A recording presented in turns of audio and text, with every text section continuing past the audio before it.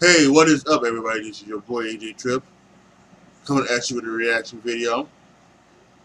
I don't do a lot of politics on my channel. Um, every now and then, I talk about something here or there. I talked about the election when it happened in 2016, and we got a midterm election this year. And there has been this talk, all this talk about a blue wave that's coming, and and Democrats are going to take seats in the House and the Senate, and things like that. And as a Democrat, I don't, I mean, really, I don't. I need to see it. I'll believe it when I see it.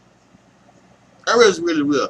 They can have all of the the new old Democrats that lose their primaries to new Democrats. They can have everything that happens. I just don't. I won't believe it until I see it. I really won't. So, um, and even if it does happen, I don't think Democrats are going to be are going to be good enough that they're gonna like take over the White House in 2020. I mean, I just think we're in an era like the last several President Obama, President George W. Bush, President Clinton. To the last one to only get one term was President George H.W. Bush. So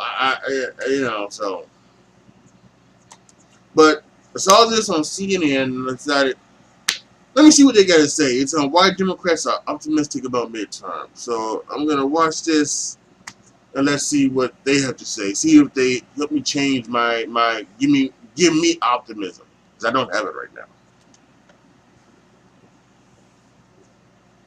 100 days now to the midterm elections. The new CNN rankings releasing right now give the Democrats even more reason to feel bullish about their odds of taking the big prize, control of the House of Representatives. The campaign trail in a second. First, the current state of play. Remember, Republicans have the majority right now, 235 seats. You see the red filling in on the floor of the House. The Democrats are at 193 today. That's the state of play in Washington. But look at these new rankings releasing this hour again out on the campaign trail. Republicans from 235 down to 158 solid seats for the GOP. 29 likelies, 18 leans. You see these toss-ups, that's the yellow in the middle. For the Democrats, improving numbers, 182 solid, 9 likely, and 12 leaning Democratic seats right now. So, can the Democrats get to the majority? Well, let me give you a dream scenario. Again, this is a dream scenario. But if the Democrats keep all the likelies, win all the leans, and sweep these toss-ups, look at the numbers. That would give them 230 seats, more than enough to be in the majority. Now, that's a dream scenario. Elections never play out exactly as you wish, but it does show you the math is within their reach. Why are they so optimistic? Take a closer look at these toss-up races. 27 in all. They're in the yellow. See that red? 25 of the 27 of these seats are currently held by Republicans. 25 of the 27 toss-ups are currently Republican seats. That's why the Democrats are so optimistic. Only 2 of those yellow seats are blue, Democratic seats. So Democrats optimistic, even more so now at that 100-day mark. Another reason they're so optimistic is the then and now. Let's go back to the beginning of the year. Republicans were still in danger then, but the numbers were better. 177 solid Republican seats back in January, only 158 now. More and more races have moved from the dark red into the lighter red and the pink to the yellow, sliding over toward the blue. The Democrats, 176 solid seats in our beginning of the year rankings. You see 182 now. You see the likelies. You see the leans. You see the toss-ups. The climate for the Democrats even better at the 100-day mark than it was at the beginning of the year, which is why their current leader, Nancy Pelosi, sounds so optimistic. The contrast between House Republicans and Democrats could not be clearer. At every turn, House Republicans are selling out the American people to put themselves and their special interest donors first. 100 days to go. The significant part of those new rankings, again, you look at where we were in January, where we are now. 12 races since we last did this a couple months ago. 12 more races moving toward the Democrats, which is the great tug of war in American politics. We just talked about this booming economy, something the president and his party should be able to sell to the American people. But then you have the traditional midterm dynamics. The president's party almost always loses in the first midterm.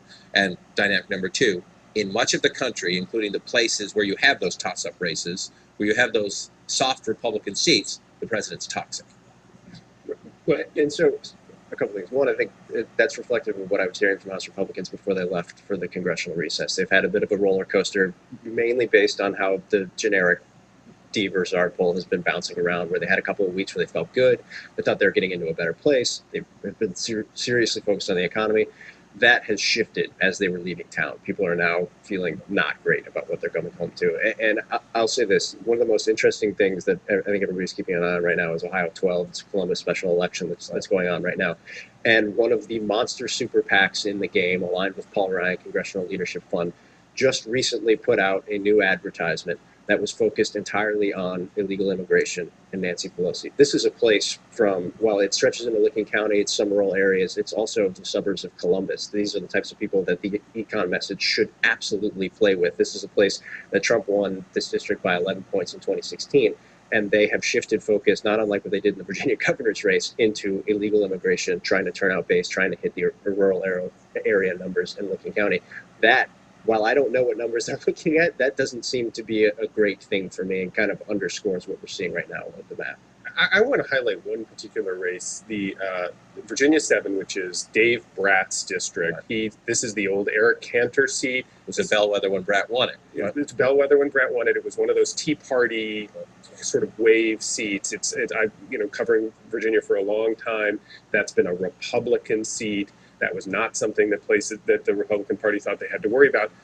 The rankings here have moved that into the toss-up category. I mean, if that's a toss-up seat for Republicans that they have to worry about, that's the canary in the coal mine, that they have problems that they need to address, and that's what that meant. Let's look now deeper at the numbers here. We're going to look at some 2018 numbers, current numbers, compare them to how the president did back in 2016. If you see right now in the generic House ballot, the Democrats are up 25 points among women.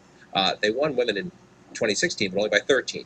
White without a college degree, plus 11 for Republicans, but it was plus 37 for President Trump. Independents, plus 17 for Democrats right now. President Trump carried independents by plus 4. So you have the midterms are always different. It's not a presidential year, but if you're Republicans looking at the fundamentals, especially women independents, you're worried. Yeah, and I think it's true that he can exist for a while on base support, but what Trump is doing to a large extent in some of these exurban and suburban areas is taking white college-educated women who were occasionally, if not reliably, GOP voters and turning them into at least swing voters, if not Democratic voters. Now, we don't know how they'll behave in a midterm election, if they'll come out at all, if they'll sit at home, but if they don't come out, and they used to come out, then that's a problem for the GOP. The other issue, I think, for Trump is that we haven't seen his power transfer to other candidates unless they are very aligned with the Trump style. And being very aligned with the Trump style is not helpful in a toss-up district where you need to be a little bit more subtle. And yet, listen to the president here talking on the radio with Sean Hannity. A lot of Republicans want the president to be quiet or to talk just about the economy. Don't tweet about things. Don't attack the special counsel. Don't travel all that much. Just go to the deep red places. But the president says, I'm ready to help. The famous quote, it's the economy, stupid. Well, if it's the economy, then we should do very well. I just don't know any reason why we shouldn't do well. The economy is the strongest ever, and I think that's going to have a very positive impact. And I am going to work very hard. The strongest I'll ever. go 6 or 7 days. Really? Is it really the strongest ever? Out. And I will be campaigning for all of these great people that do have a difficult race. I don't know. Maybe it is. We're going to bring them over the line. Can he do it, and where can he do it? And as we have the conversation, I just want to also show this. Michael mentioned this in the last discussion about the economy. 95 competitive House races we have in the country right now. 28 of them are in the Midwest. A lot of those are farm states affected by this trade conversation we're having. 25 of those seats held by Republicans. The 3 Democratic seats are in Minnesota. Can the president, at this moment, we know there are some places he can help. He can help in the big Senate races. He can help in North Dakota. He can help in West Virginia. He can help in Indiana in the big Senate races. But in the House races, he could just drive across the bridge to go see Barbara Comstock. She would hide. Yeah, he would say, no, thank you. I mean, the president's saying he can't think of a reason why Republicans won't do well. Well, Republicans can think of so many reasons, and most of them are on his Twitter feed every single morning. So the president, I think, doesn't quite understand that the midterm dynamics are going to be different from what he was experiencing when he ran and won very narrowly in 2016. And he also often forgets that he did win very narrowly, that this was not a total, it might have been a blowout on the electoral college side, but it was not a vote blowout. And I think that Republicans are very mindful of that because this is a razor's edge kind of situation. When President Trump wants to throw his weight around in some of these swing states, and Republicans are believing that he needs to be more strategic. But that being said, I think they've been fairly happy with the kind of discipline that he's had recently with, endorsing the right people, endorsing the people that they want him to endorse, doing it at the right times, not going totally rogue, going where he's asked to go. He's basically following directions. As long as that continues, I think they're going to be okay. Well, there you have it.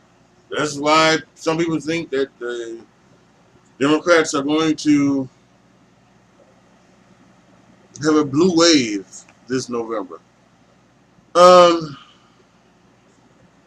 Again, like I said before the video, I'll believe it when I see it. I'll believe it when I see it. I'm just, listen, they were saying years ago, I took a sociology class, and they were saying that we weren't going to have a Republican president for 20 to 30 years. That